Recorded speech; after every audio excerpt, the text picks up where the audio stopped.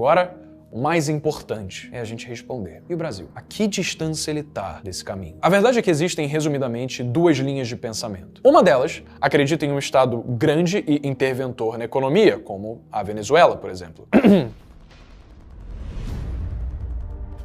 E o outro caminho acredita em um Estado limitado em uma economia baseada no livre mercado, como, por exemplo, Singapura, Suíça, Irlanda, Nova Zelândia, Luxemburgo, que fazem parte dos países mais ricos do mundo. Esse é o caminho oposto ao da Venezuela.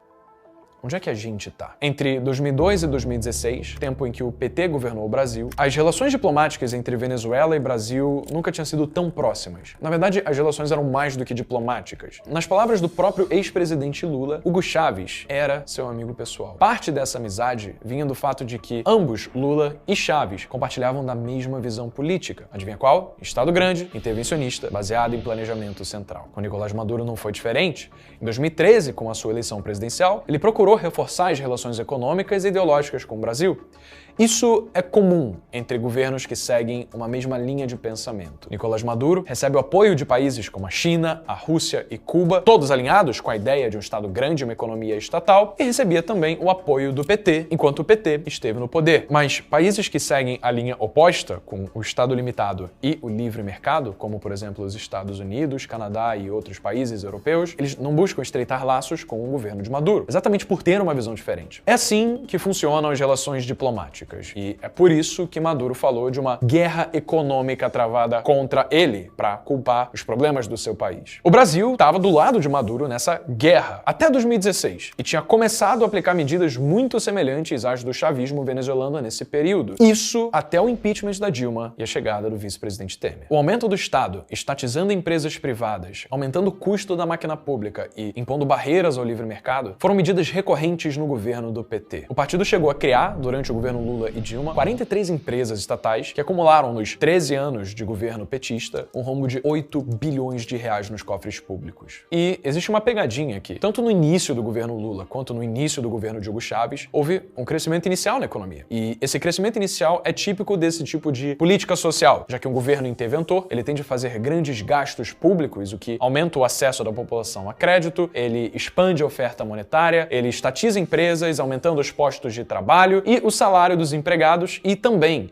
para que ele contenha a inflação a dar as caras, o governo pressiona artificialmente os preços dos produtos para baixo. Tudo isso dá a impressão de aquecer a economia num curto período de tempo. Mas logo depois, o que ocorre é uma queda rápida e constante do poder de compra da população. E foi exatamente isso que aconteceu durante todo o governo do PT, como eu mostro com dados no vídeo, porque o real se desvalorizou tanto, que você pode acessar clicando aqui em cima. Mas, para resumir, quando o aumento da oferta monetária acontece numa velocidade maior do que a produção de bens e serviços, no curto prazo existe uma aparente melhora na vida da população, mas logo depois, o poder do dinheiro para todos diminui e todos ficam mais pobres do que antes. O governo de Hugo Chávez, por exemplo, chegou a reduzir em 20% o número de venezuelanos na linha da pobreza no curto prazo, com todas essas medidas intervencionistas. Mas logo depois a conta veio, e em 2021, 94,5% da população já estavam abaixo dessa mesma linha de pobreza. O intervencionismo é tipo uma bebida alcoólica. Tem um efeito agradável logo de cara,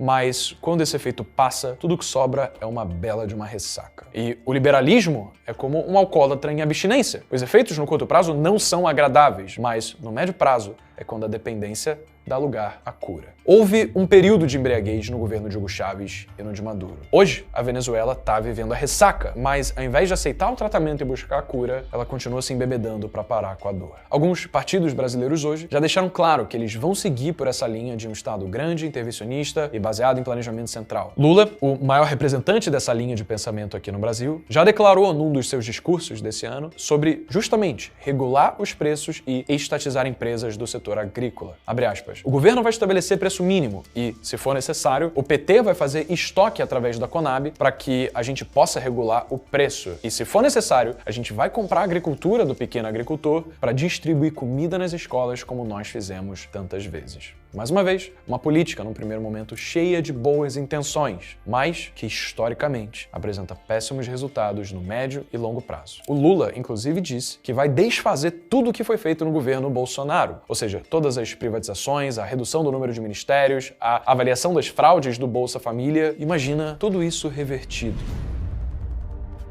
Tudo isso mostra que a linha de pensamento que defende um Estado grande, intervencionista e com uma economia baseada em planejamento central está, sim, fortemente presente no Brasil. E, por isso, sim, existe o risco do Brasil virar uma Venezuela. Se a gente tomar esse caminho, o caminho da servidão, o que vai acontecer é que no longo prazo a gente vai chegar no mesmo destino que países como a Venezuela chegaram. A desvalorização da nossa moeda, escassez de produtos básicos, desemprego, serviços públicos ainda mais precários, fome, imigração em massa e morte. É isso que a gente quer?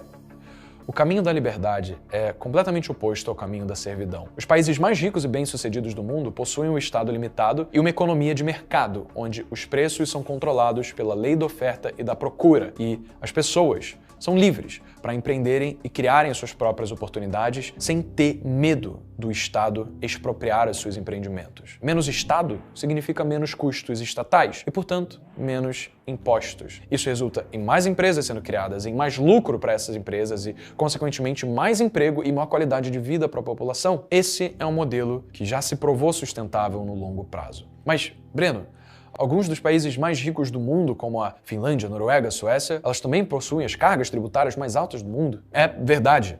Só que isso não significa que a gente